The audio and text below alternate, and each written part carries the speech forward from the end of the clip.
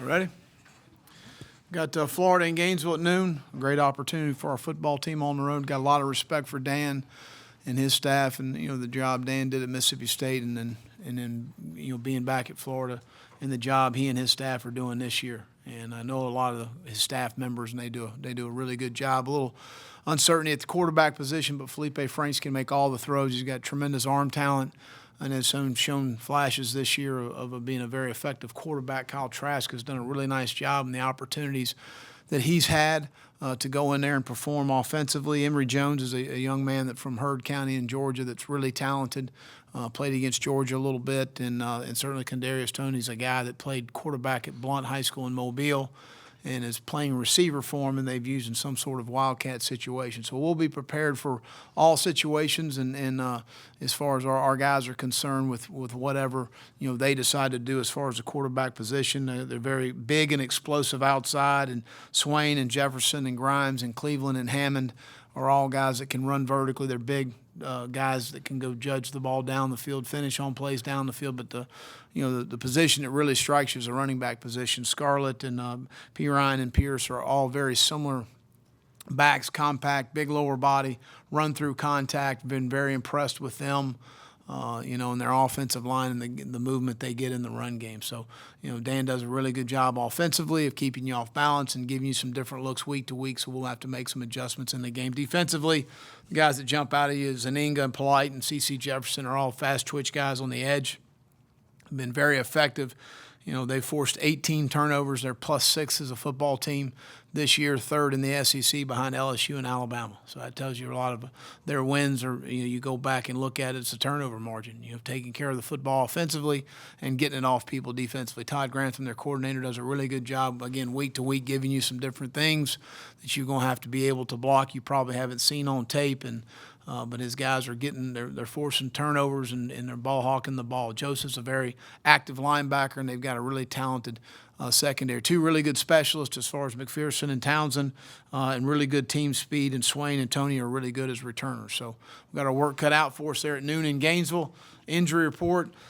Hit on Javon Charleston, Jam Williams are both having surgery this week. Nick Harvey and JT eBay will be out.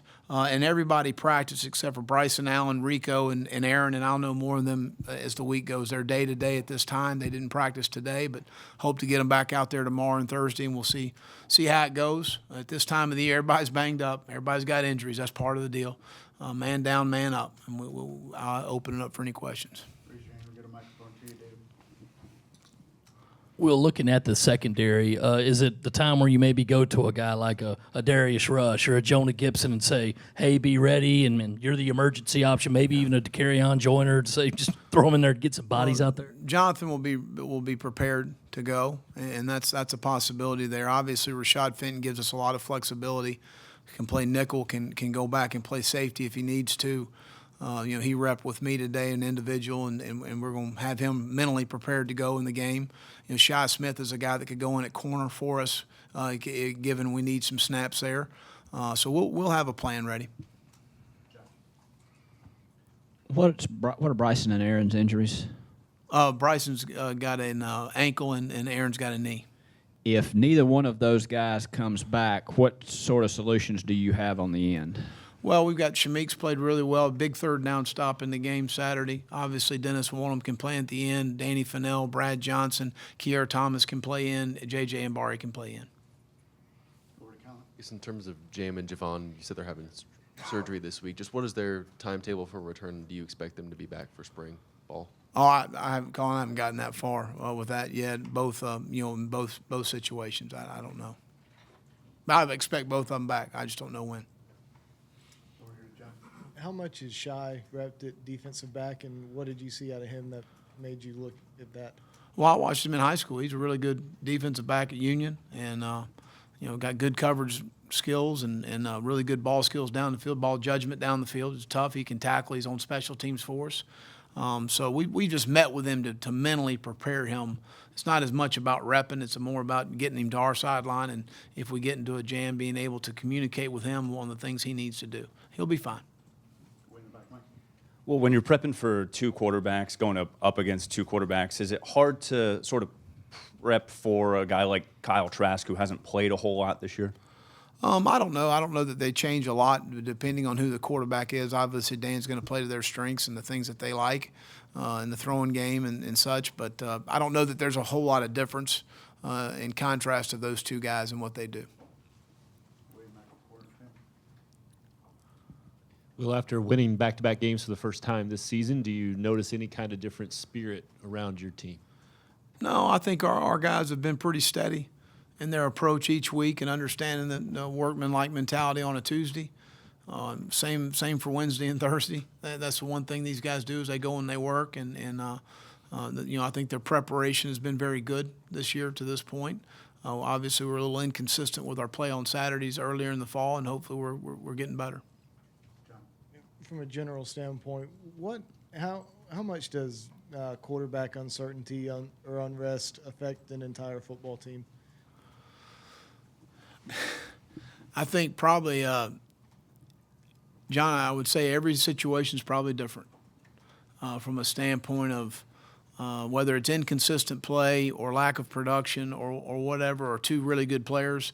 I mean, I'm saying that there's so many different scenarios I think you can look at and how it affects a team, and how it affects the other offensive players and how it affects your defense and your special teams performers and those sort of things. So I think it would be hard to put it in one capsule and say this is what I think. I think that it's very difficult. I think, that situation can go in so many different levels as far as what is the controversy, if that makes sense what I'm saying. Will, how's Malik Young and Dennis Daly? If you They give us practiced an update. today. They look good. And Dennis moved around good. And Blake Camper got a little knee, and he's fine. And then Malik looked good, yeah. I was going to say, with Blake coming in and playing kind of an emergency spot last week, does that kind of up his reps a little bit on the offensive line? Well, obviously. And I think that, again, Sedarius Hutcherson can bump outside if need be. He would be the next guy to go play the tackle position. Chandler Farrell can go play center. Donnell can play guard, either guard position.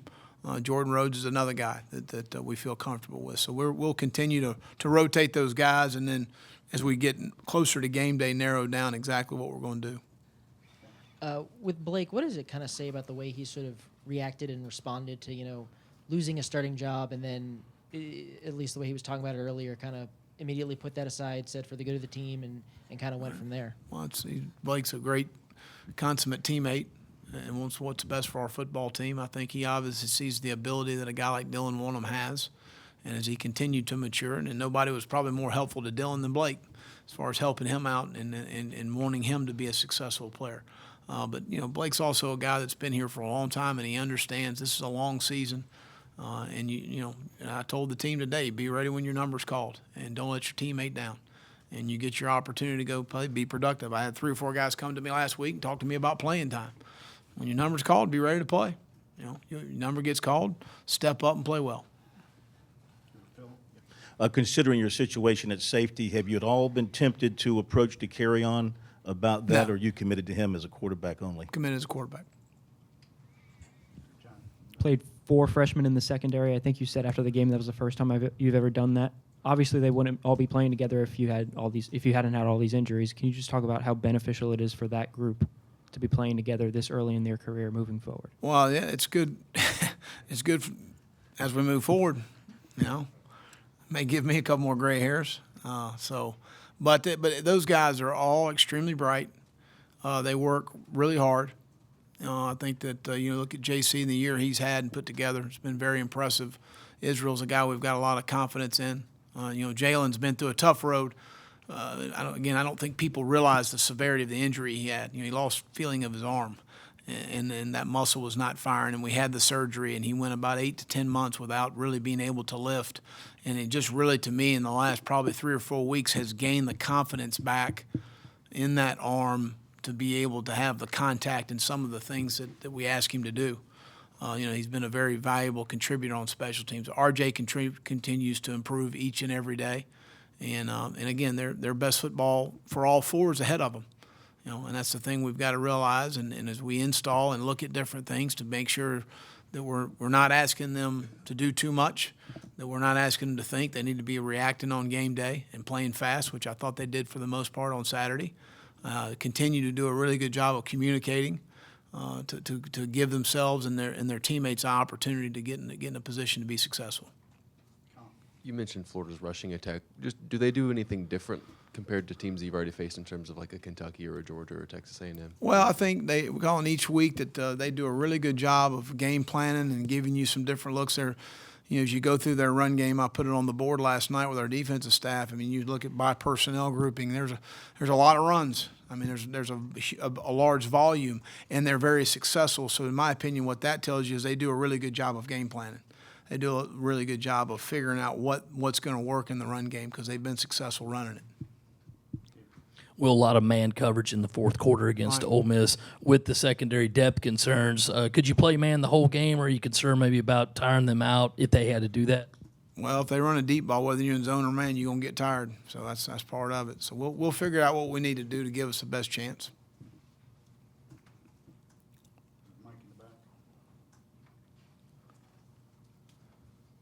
Watching the Missouri-Florida game last week, is there anything that Jake can maybe mirror from what Drew was able to do against that secondary, especially without some of those Florida starters in the secondary? Every week's a season. Every single week's a different deal, and we'll face a different Florida team than we saw on tape, and that's what message for our guys and understanding that, and obviously you prepare from the tape as you watch it. And you get a good idea schematically of where you feel like and how they're going to attack you. But every week's a season.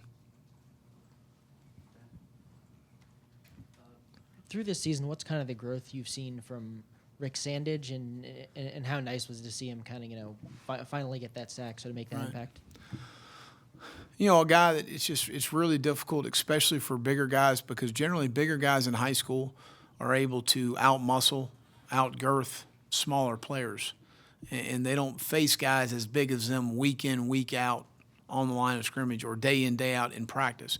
So it starts, in my opinion, with big guys on either side of the ball, on offense or defense, is understanding every single day, packing your lunch and coming to practice and having to practice at a really, really high level. That's very difficult for those guys to adjust to. And I've seen Rick really mature and adjust as we've moved forward through training camp into the season and developing the right kind of practice habits every single day and learning to strain all the time, which is very difficult for big guys to do. And that's the marked improvement, and that's why his play on Saturday, because he's able to sustain and endure longer. He's gotten stronger, and that's been a huge part of it. He's gotten more flexibility in his lower body, which has tremendously helped him. And then obviously just the knowledge of what we do and how we do it, and from a fundamental and technique standpoint. So I think all those things combined, because he's a very eager young man to learn and to do it right. He's a pleaser, and he wants to please, and that's a very good quality for really good players. Well, I'm sure you've been around groups where, when they get knocked back early, perhaps they don't respond with the way you want. What is it about this group that has been able to kind of block out the early disappointments and, especially the last month, respond in difficult situations? Well, I think we have good leadership at the top of our team that have a mentality of a so what, now what mentality. We talk to our team about all the time, whether it's something you do really well or something you do very poorly, to move to the next play. And we talk in terms of winning downs, and that wins possessions, and that wins games. And so regardless of the circumstance or situation, just keep playing. And that's something you continue to sell in your organization. It's not something we just talk about one week or one game. It's every single day. And over a period of time, it becomes your culture. Will, do you look at Mon Denson as your number one back for this Saturday? Yeah, he and AJ. And, Tyson's going to be fine. We're going to cut back on the cast. And but all three of those guys, they're all number ones. And with Mon, you mentioned how frustrating the hamstring has been. Has he ever been, frustrated these past couple of years with the injuries, his lack of carries? Has he ever expressed any of that to you? I'm sure he has, but has not shown it one day. He's a great teammate. He's a guy that, like I said, you get opportunities, go produce, go play well. You'll get more opportunities. But he's been a great teammate, and I'm glad that he's had the success he's had and the opportunities he's had, because he's had a lot of success running the football for us. You look at last year and then into this year when he's been healthy, and that's been the biggest issue right now, just his health. How is this trip back to the Swamp different both for your team and for you personally than the last time you went? Well, we're an older team, number one. We have more experience on our football team. But, for me, it's another SEC East opponent. I know that y'all have a hard time believing that, but it really is. We spend as much time at the office this week as we do in every single week that we have. And it's another great opportunity for our team on the road. And that's if you want to continue to move the program forward, you got to win tough road games, and this will be a tough road game. You mentioned AJ as one of the top two backs. What has it kind of been like watching him go through this season where he's, been off the field for as long as he has, and he admitted it was kind of an emotional struggle at points? I think anytime that as a guy that really enjoys playing the game, and I would say A.J. Turner really enjoys playing the game, and I think you see his enjoyment not just at the running back position, but what he does for our football team on special teams. And then he has the issue, and that's taken away from you with the concussion, and it's a frustrating time. As much as time as we put in as players through the all-season program and the lifting and all the commitment that you have to just have 12 opportunities that you can go out there and play, and you get some of those opportunities taken, it's very frustrating. People have no idea the amount of time these young men put in as far as the preparation is concerned, whether it's during the season and the lifting and the film work, or it's in the off season, or it's in summer program. Will, forgive me for not remembering the stat, but Jake was talking about how you were talking to the team about being able to finish over 500 in the SEC. It's something that hasn't been done quite often in back-to-back years here. How important is that to you guys? I know you guys take it a 1 week at a mentality, but last conference game, how big would that be for you guys?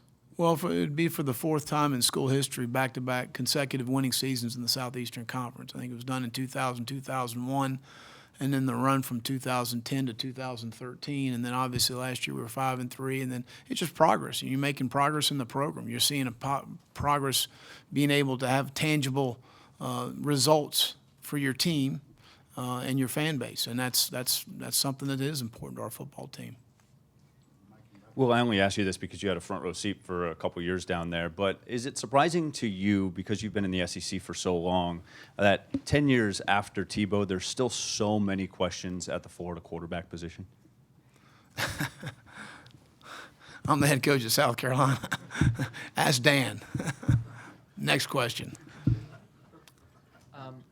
Obviously, he's being forced into action. I got to ask that question a lot, so I'm not going to answer it now.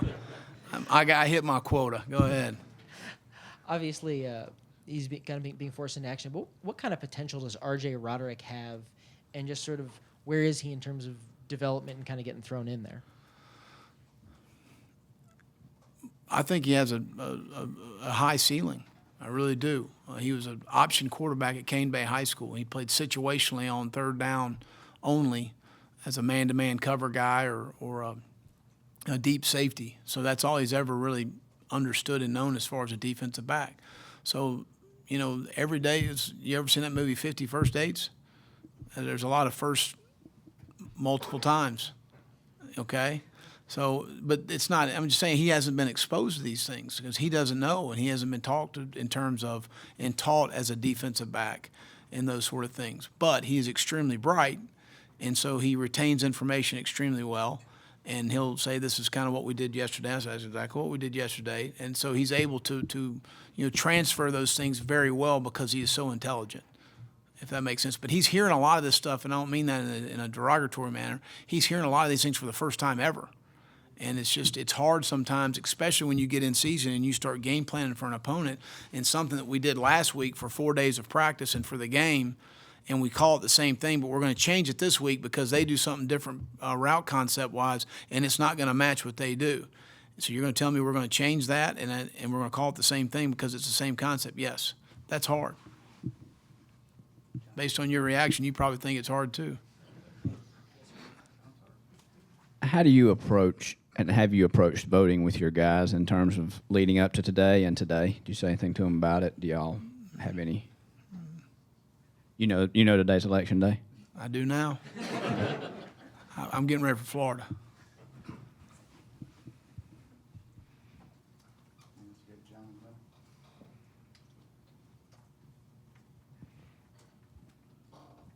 mentioned Jonathan Gibson being a chance to play this week. Just can you go back on what you remember about his recruitment and what kind of player you saw at that level? Really good football player at Mill Creek, which is one of the, Shannon Jarvis is their head football coach, one of the top programs in the state of Georgia. Very aggressive player, very productive player in the Gwinnett area, which is some of the best football there is in the country. He's played in that county. But just a very productive guy, instinctive guy, tough, physical. We had him in camp and liked his movement skills and his ability to retain information. And so, again, sometimes because of the numbers we had in the beginning, didn't necessarily fit well for him at the time, but he's continued to work at his skill set, and we'll see if he has an opportunity to play on Saturday. Just to ask a question that some of your fans have been buzzing about since the weekend. I know Sunday night you didn't know about Josh Belt going to Clemson Saturday for their game. Have you followed up on that at all? Is that an issue with you at all, or just something you don't care about? Josh and I had a conversation. We're fine. We're moving on. With some of the attrition that you've kind of had at the running back spot, do you go into the week saying the two true freshmen? Oh, we haven't had any attrition. Well, with Rico questionable, with Tyson with the hand. Tyson's going to play. Fair enough. Is it so? Not much thought on those true freshmen potentially having a chance to play, or is well, it we prepare them, each week to have the opportunity to go in and play. We do a lot of good work against offense, defense, and a lot of times I don't necessarily want the running backs to be taking some of the hits that they take during the week in our thud tempos. So we have some of the younger backs take those reps. So we're always preparing those guys for an opportunity. Mm-hmm. Coach, give me your connection to Florida. I remember Sunday night you said, Florida will always have a special place. Every time you guys will go to Gainesville, will there always be kind of like a bittersweet homecoming for you? Well, I grew up in Gainesville, so I spent 10 years of my life there, and we had a wonderful time in Florida. Carol and Jackson and I were talking about it the other night after our game Saturday. So, again, I got nothing but great memories at Florida. Obviously, if you don't win enough games, you're gonna get fired. That's part of our profession. There's no hard feelings. That's the way things go in that situation. I've got a great opportunity to be here at South Carolina. I'm glad I'm a Gamecock.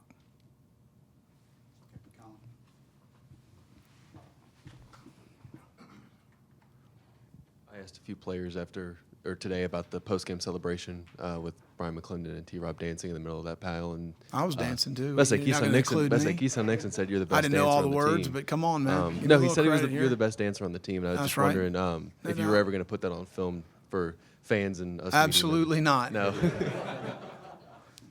that's a hard no on ever getting you in front of a camera to. Absolutely not.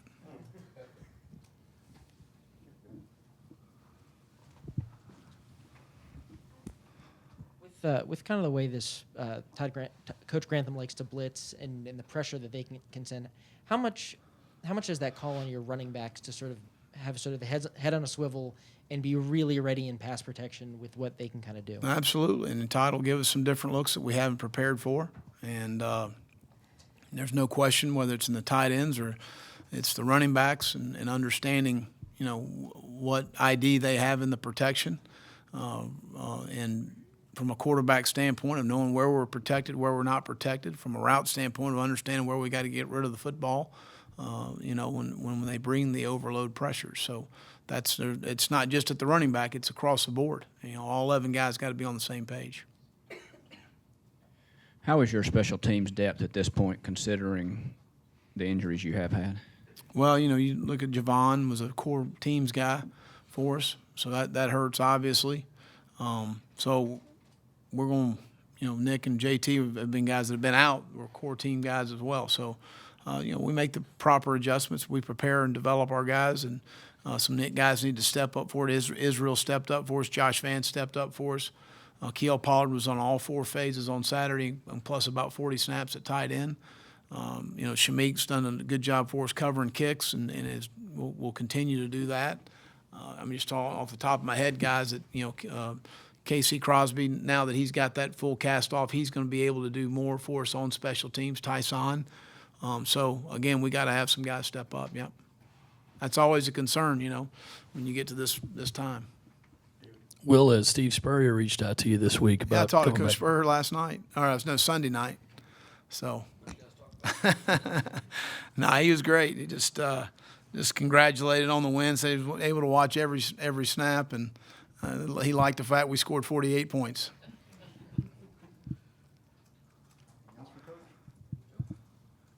All right, thank you.